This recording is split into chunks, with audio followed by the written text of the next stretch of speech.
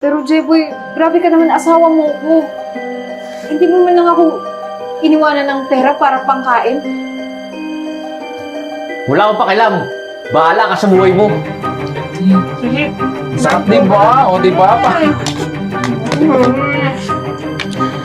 Miss Eden, na-perfect mo yung exam. Congratulations. Talaga po ba, ma'am?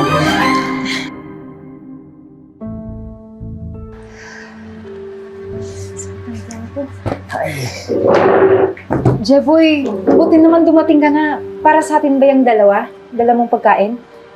Para sa atin. Sa akin lang to. Kasi sakto lang yung pera ko para sa sarili ko. Pero Jeboy, gutom na ako. Hindi pa ako nanananghalian. Hindi ko na problema yun. Kung gusto mo kumain, dumiskarte ka ng pera mo para makakain ka. Pero Jeboy, grabe ka naman, asawa mo ko.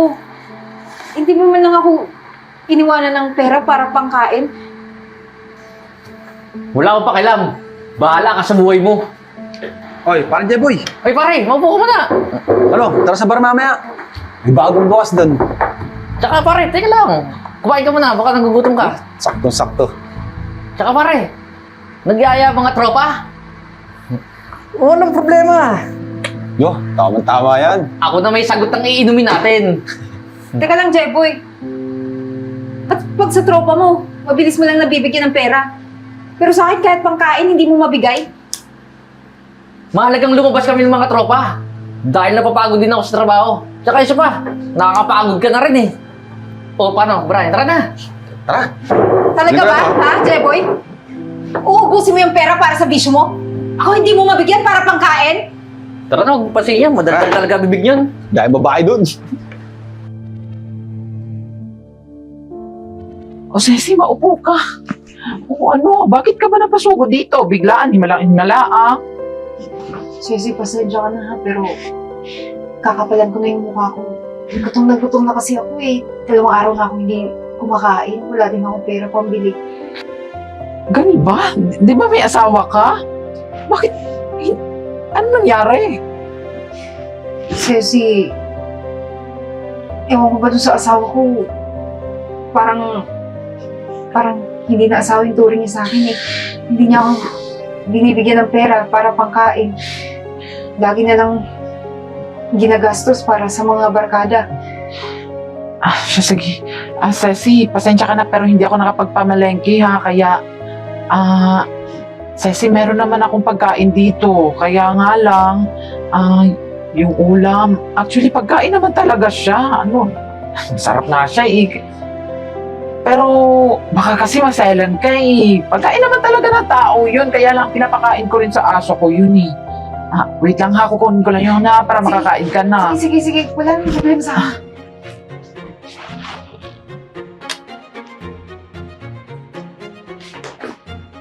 Ito Ceci, Ano ka ba? Hindi naman ito pagkain ng aso. Sure ka ha, nakakain ka niyan. Baka isipin mo, pinapakain kita dito ng pagkain ng Uy, aso. Grabe ka sa akin. Ano ba?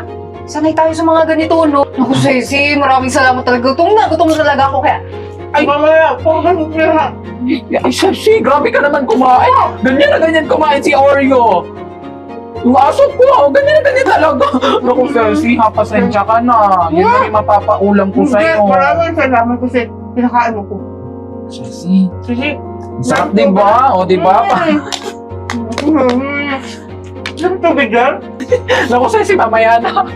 Nakikikain ka na nga lang, nag-uutos ka pa. Pasensya ka na ha.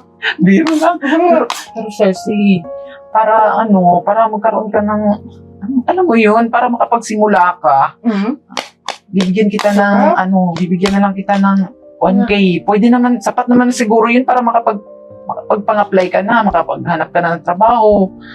Kasi nakakahiga naman sa'yo. Pinakaan mo na ako, bibigyan mo pa ako ng pera para pang apply. Ano ka ba? Walang problema yun. Ayos lang sa akin yun. Pero kung yan naman gusto mo, sige, tatanggapin ko na lang. Sige, kukuha mo na ako ng tubig yan. Nang sabihin, makainom ka na. Sige. Tsaka yung pera palang bibigay mo, i-transfer mo lang sa akin. Sige. Tsaka ka, Ceci, itong natira ha. Ipapakain ko na lang to kay Oreo kasi... Hati na lang kayo ng aso. Kasi, ito naman, alam ko yung marami ka dyan stock ng ganito eh, para sa aso mo. Ito akin na lang. Problema. Sige, mag-asin na lang si Oreo. O siya, sige, kunin ko muna yung tubig mo, ha? Kaya mo sa... Baka mabili ako kayang kasi. Thank you. Sarap. Good morning po, ma'am. Miss Eden, na-perfect mo yung exam. Congratulations. Talaga po ba, ma'am? Thank you po, ah. At sa totoo, hindi madali yung exam na yun kasi pang manager yun eh. Pang manager na exam. Pero nakaya mo. Ang galing. Saan ka ba nag-work dati? First time ko pong mag-apply kasi ayaw akong patrabahuin ng asawa ko. Ay, ganun ba? Sayang naman. Pero dahil dyan, sige. I-hide kita. At pwede ka na mag-start bukas. Ma'am, sigurado po ba kayo sa managerial position niyo po ako i-hired? Mukhang kaya mo naman at kaya mo matalino ka naman na i-perfect mo nga yung exam. So, kung mag-i-start ka bukas, bibigyan kita ng 10K allowance. Ako, ma'am, maraming salamat po. Hindi ko po talaga yung tatanggihan. Sige po, ma'am. Mauna na po ako. Congrats, Miss Eden. Thank you po, ma'am. Mauna na po ako. Sige.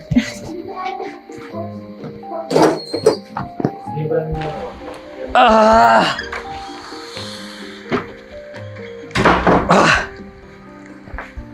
O, Jeboy, bakit maaga kang umuwi? Malamang! Wala na ako trabaho eh. Lagi kasi ako pumapasok ng lasing. Yan, tinanggal ako. Ikaw, saan ka pa nagaling? Jeboy, nag-apply kasi ako eh. Pero magandang balita kasi natanggap ako bilang manager at saka malaki yung sasahurin ko dun. Ay, nang magandang ginawa mo, Eden. Nga pala. Total, may trabaho ka na.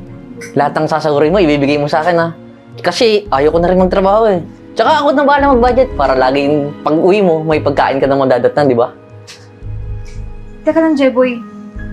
Bakit ganun yung gusto mong mangyari?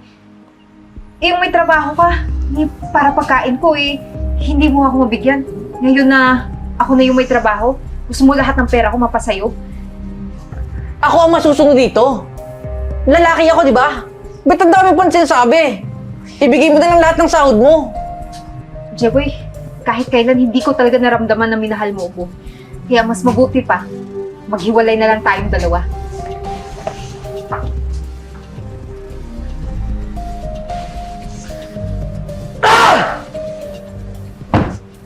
Buhay to. Wala ka na lahat.